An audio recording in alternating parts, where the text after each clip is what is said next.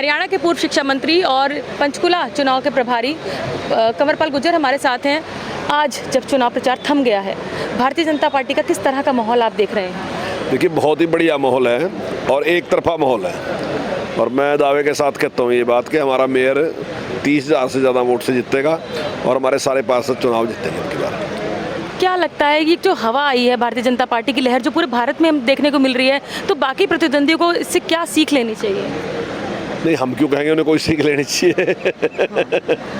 Bharatiya Janata party एक संगठन है और उस संगठन को रोजाना चुस्त दुरुस्त हम करते रहते हैं और धीरे धीरे वो संगठन जैसे मजबूत हुआ और जिस प्रकार सत्ता आने के बाद फिर हमने काम किया। जब तक हमारी सत्ता नहीं आई तब तक तो एक ऐसा था, कांग्रेस ने ऐसा प्रचार कर रखा था, हमारे बारे में गलत सलत प्रचार किया हुआ था।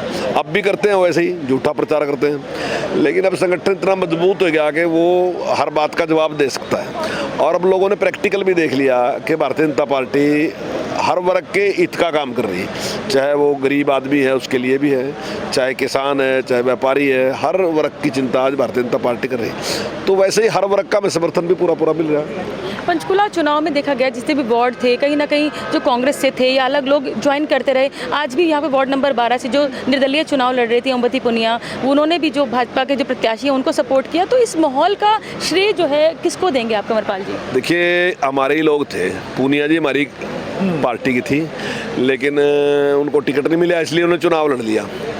और जब हमारा अपना परिवार ही है, हमारे लोगों ने बैठ के बातचीत की तो धीरे धीरे उनको लगा कि भाई ये ठीक नहीं है और पार्टी के साथ रहने में ही ठीक है।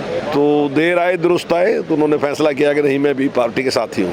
पंचकुला की जनता गुस्से में होता है ना, जैसा जी। जब मेरा टिकट कट गया तो गुस्से में मैं कई बार ऐसे स्टेप उठा लेता हूँ जो गलत होते हैं, लेकिन उस टाइम में तैयार नहीं होता। लेकिन ऐसा ऐसा मेरे दोस्त मित्र मुझे बैठ बैठ के बताते रहते हैं। तो उसके बाद आ गया आज उनको लगा कि भाई ठीक है, हमें एक ही व्यक्ति का साथ देना चाहिए, जो पार्टी कैंडिडेट है हमें उसका साथ देना चाहिए। तो उन्होंने निर्णय लिया, उनका स्वागत है, अच्छी बात है। ये केवल हमारे यहीं है, यानी कि हमारे यहाँ अंदर से जोर लगता है इस बात के लिए। पार्टी छोड़ना हमारे यहाँ आसान काम नहीं है, ये बड़ा मुश्किल काम है, क्योंकि हम विचार से जुड़े लोग हैं ना जी। ये कई बार लोग कहते हैं रोज मीटिंग आप रोज करते रहते हैं, तो ये उसी का असर है, क्योंकि हमारे संबंध इतने घनिष्ठ संबंध होते हैं, तो एक परिवार की तरह रहते हैं। तो छोड़ के जाना इतना आसान काम नहीं। गुस्से में हमने कुछ स्टेप ले लिया, लेकिन बाद में उसे वापस ले लिया।